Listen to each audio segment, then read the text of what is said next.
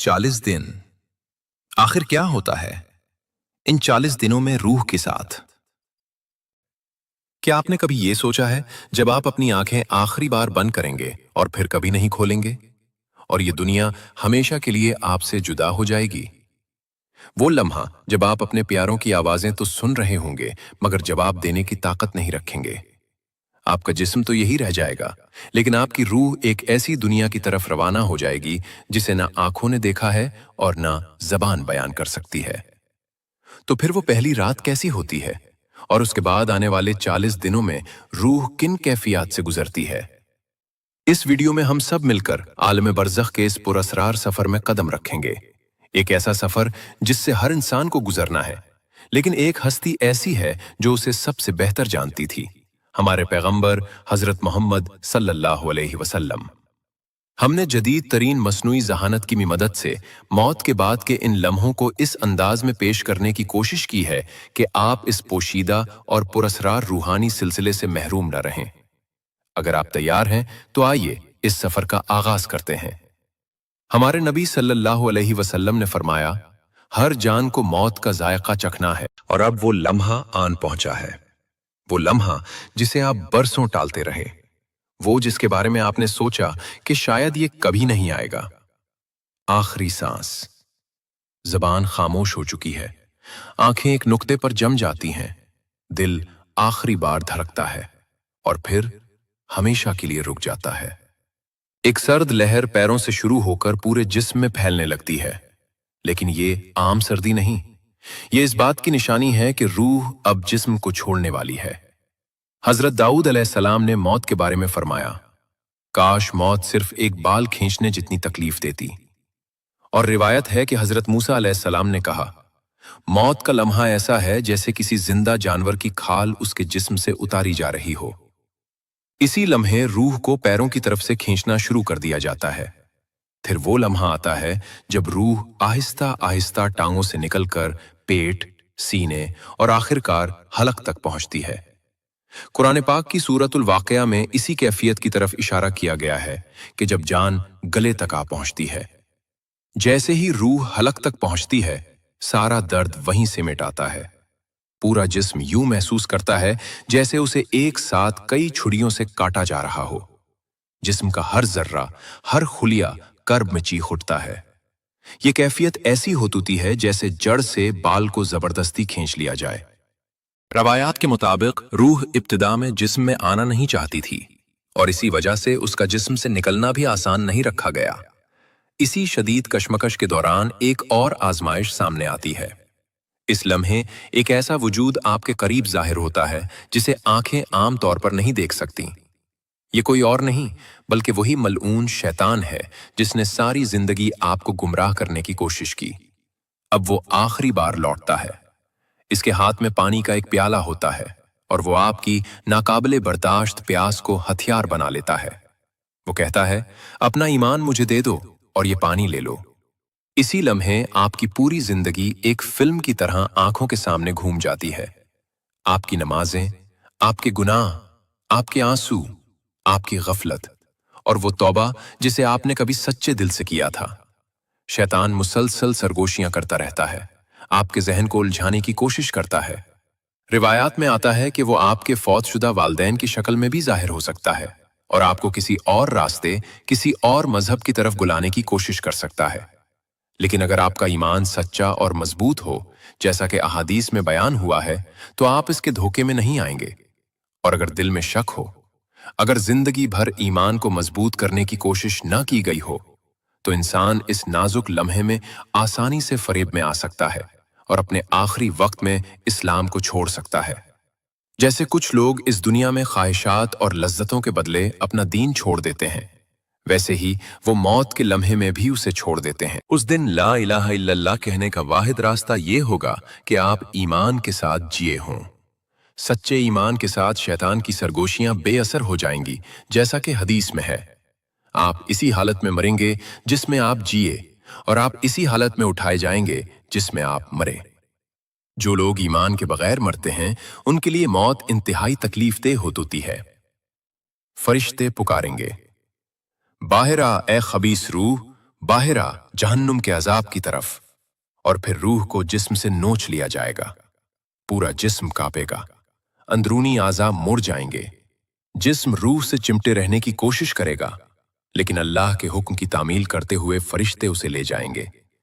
उस लम्हे कुछ नहीं किया जा सकता। तौबा अब मजीद मदद नहीं करती। ईमान की कोई कद्र बाकी नहीं रहती। हमारे पैगंबर सल्लल्लाहु अलैहि वसल्लम ने एक मोमिन और एक काफिर की मौत को यूं बयान फरमाया। मोमिन की रूह जिस्म से ऐसे आसानी से निकल जाती है जैसे बर्तन से पानी बहता है, जबकि काफिर की रूह को ऐसे खींचा जाता है जैसे गीली ऊन से कांटेदार शाख खींची जाए, रगों और पट्ठों को चीरती हुई। हमारे पैगंबर सल्लल्लाहु अलैहि वसल्लम ने बताया कि काफिर की मौत के फौरन बाद क्या होता है। जब फरिश्ता रूह को लेता है तो दूसरे फरिश्ते आते हैं और उसे हजरत इजराइल अलैहिस्सलाम से ले लेते हैं। वो उसे एक खिरदरी बोरी में डालते हैं जो उसके लिए तैयार की गई होती है। इस बोरी से जमीन के बदतरीन मुर्दा जिस्म से भी बदतर बदबू आती है। फिर फरिश्ते उसे ऊपर ले जाते हैं। जब भी वो फरिश्तों के किसी गुरोह के पास से गुजरते हैं तो वो फरिश्ते पूछते हैं, ये गंदी रूह किसकी है? उसे ले जाने वाले फरिश्ते उस नाम से जवाब देते हैं जिस नाम से वो शख्स दुनिया में जाना जाता था। आखिर में वो सबसे निचले आसमान पर पहुंचते हैं और रूह के लिए दरवाजा खोलने की दरखास्त करते हैं, लेकिन ये नहीं खोला जाएगा। फिर रसूलुल्लाह सल्लल्लाहु अलैहि वसल्लम ने ये आयत तिलावत फरमाई, बेशक जिन लोगों ने हमारी आयतों को झुटलाया और तकब्बुर किया, उनके लिए आसमान के दरवाजे नहीं खोले जाएंगे और वो जन्नत में दाखिल नहीं होंगे जब तक कि ऊंट सुई के नाके से ना गुजर जाए। फिर अल्लाह ताला हुक्म देता है, उसका नाम आमाल जमीन के सबसे निचले मकाम सज्जीन में लिख दो। उसके बाद उसकी रूह ऊपर से नीचे फेंक दी जाती है। फिर नबी सल्लल्लाहु अलैहि वसल्लम ने एक और आयत तिलावत फरमाई, फरिश्ते कमरे में दाखिल होंगे, उनके चेहरे चमक रहे होंगे, उनके अल्फाज रहमत से भरे होंगे और वो कहेंगे, ए पाकीज़ा रूह, अपने रब की रहमत की तरफ आ जा, तू उससे राजी और तेरा रब तुझसे राजी। और कुरान फिर फरमाता है, बेशक जिन लोगों ने कहा हमारा रब अल्लाह है और फिर साबित कदम रहे, उन पर फरिश्ते नाजिल होते हैं ये कहते हुए कि ना डरो और ना गम करो, बल्कि इस जन्नत की खुशखबरी सुनो जिसका तुमसे वादा किया गया है। फरिश्ते मोमिन की रूह को नफीस रेशम में लपेटते हैं और उसे आसमानों पर ले जाने से पहले खुशबू लगाते हैं। जब वो फरिश्तों के हर गिरोह के पास से गुजरते हैं तो वो पूछते हैं, ये खूबसूरत रूह किसकी है? और उसे ले जाने वाले फरिश्ते दुनिया में उस शख्स के लिए इस्तेमाल होने वाले बेहतरीन नामों और तारीफों से जवाब देते हैं। जब वो आसमानों पर पहुंचते हैं तो मोमिन के लिए 7वें आसमान तक तमाम दरवाजे खोल दिए जाते हैं। अल्लाह के सबसे करीब फरिश्तों का हर गिरोह उस रूह को सलामती से खुशामदीद कहता है। फिर कहा जाता है, इसका नाम आमाले नेकोकारों की किताब में लिख दो। इसके बाद अल्लाह फरमाता है, मेरे बंदे को जमीन की तरफ लौटा दो, क्योंकि मैंने उन्हें उसी से पैदा किया है और उसी में उन्हें लौटाऊंगा और उसी से उन्हें एक बार फिर रोज़े क़यामत निकालूंगा। मौत के लम्हे के बाद जिस्म जमीन पर रहता है और तदफीन की तैयारियां शुरू हो जाती हैं। जिस्म को गुस्ल देना जरूरी है। मुस्तनद अहादीस में नबी सल्लल्लाहु अलैहि वसल्लम ने फरमाया, जब तुम अपने मर्दों को गुस्ल दो तो उन्हें अच्छी तरह गुस्ल दो। अगरचे जिस्म हमारी आंखों को बेजान लगता है, ये अब भी एक बर्तन है जिसे रूह ने कभी जाना था और रूह का इससे एक पुरस्रार ताल्लुक बरकरार रहता है। वो ताल्लुक इतना गहरा होता है कि गुस्ल के दौरान हर लम्स, पानी का हर कतरा, हर हरकत रूह इस तरह महसूस करती है जिसे जिंदा लोग नहीं समझ सकते। जैसे नमाज के लिए तैयारी की जाती है, इसी तरह दुआओं और एहतराम के साथ जिस्म को मरहलावार गुस्ल दिया जाता है और आप बतौर रूह सब कुछ देख रहे होते हैं।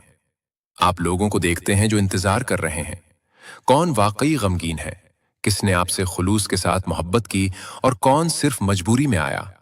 आप उन सब को देखते हैं।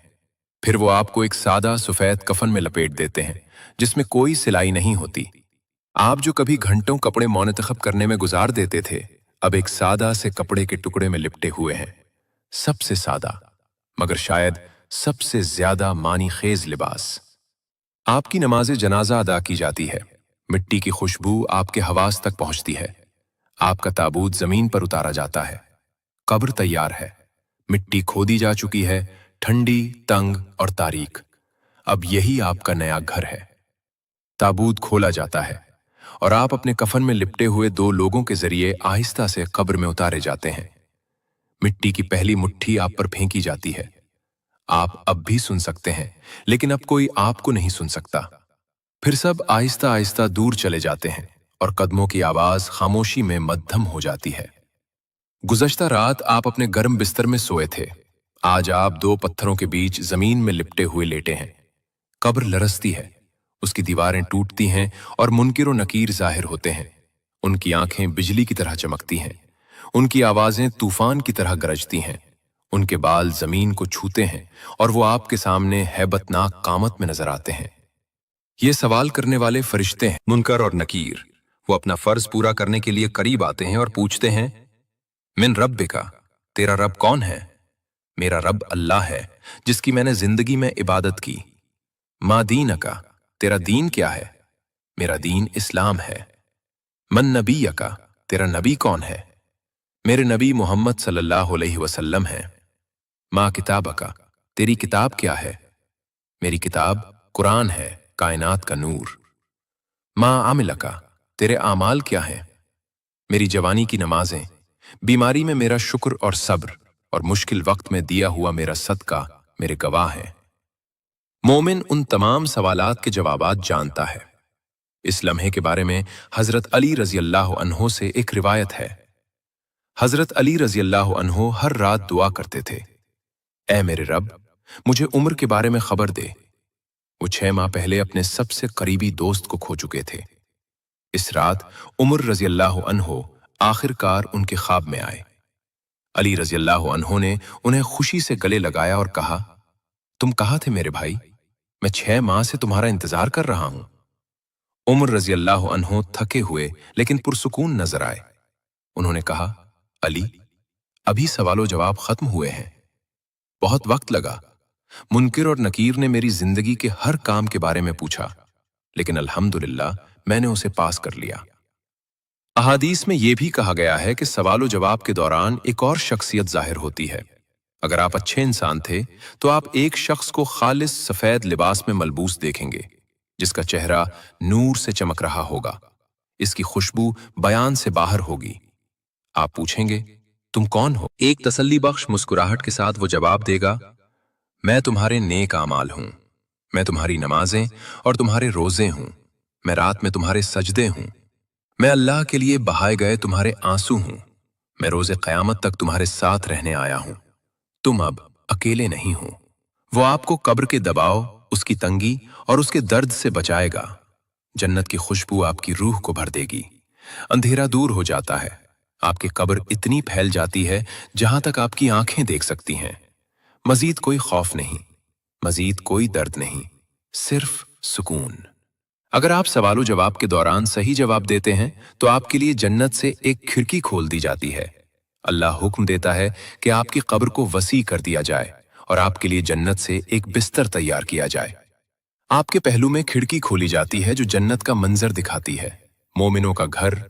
आपका दिल सुकून से भर जाता है और आप कयामत के दिन तक जन्नत को देखते रहते हैं। और जब आप बरज़ख के बागों में से एक में आराम कर रहे होते हैं तो आप एक आवाज सुनते हैं। ये उन लोगों का बदला है जिन्होंने ईमान में जद्दोजहद की। ये सुकून उनके लिए तैयार किया गया है जिन्होंने अल्लाह को याद रखा। लेकिन हर कब्र ऐसी नहीं होती, क्योंकि अगर कोई शख्स दोनों फरिश्तों के सवालात का जवाब नहीं दे सकता, अगर उसने अपनी जिंदगी गफलत में गुजारी, वक्त को खेलों और लज्जतों में जाया किया, अगर उसने कभी अपने रब को नहीं जाना, तो कब्र में वो सिर्फ कहेगा, मन रब्बुका, मुझे नहीं मालूम। तेरा नबी कौन है? तेरा दीन क्या है? तेरे आमाल क्या थे? मुझे नहीं मालूम।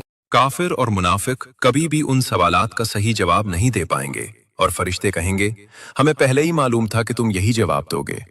फिर कब्र तंग हो जाती है। मट्टी हड्डियों को दबा लेती है, यहां तक कि पसलियां एक दूसरे में पैवस्त हो जाती हैं और नीचे की जमीन अजाब का एक हौलनाक मकाम बन जाती है। उनके लिए जहन्नम के दरवाजे खोल दिए जाते हैं। वो अभी भी अपनी कब्रों में होते हुए उसका अजाब देखते हैं। जहन्नम की गर्मी और बदबू उन तक पहुंचती है।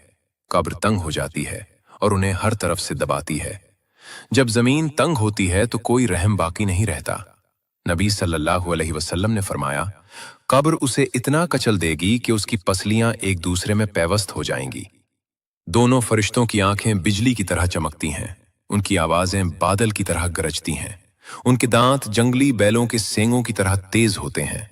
उनकी मौजूदगी रूह को दहशत से भर देती है। ये फरिश्ते मुस्कुराते नहीं, वो कोई शफकत नहीं जानते, वो कोई रहम महसूस नहीं करते, क्योंकि आपने हमेशा अपनी नमाज में ताखीर की, आपने ईमान को हल्का लिया। अब वो अजाब को बढ़ाते हैं। मट्टी आग में बदल जाती है, शूले कब्र को घेर लेते हैं, धुआं हुआ में भर जाता है। वो शख्स चीखता है, लेकिन आज कोई फरार नहीं। फिर एक और वजूद कब्र में दाखिल होता है। उसका चेहरा खौफनाक है, उसके कपड़े मीले हैं और उसकी बदबू सड़ती हुई लाश से भी बदतर है। दहशतजदा शख्स पूछता है, तुम कौन हो? और वो वजूद जवाब देता है, मैं तुम्हारे आमाल हूं, तुम्हारे गुनाह हूं, मैं वो मवाक़े हूं जो तुमने जाया कर दिए और कभी तौबा नहीं की, मैं वो हूं जो तुमने किया है।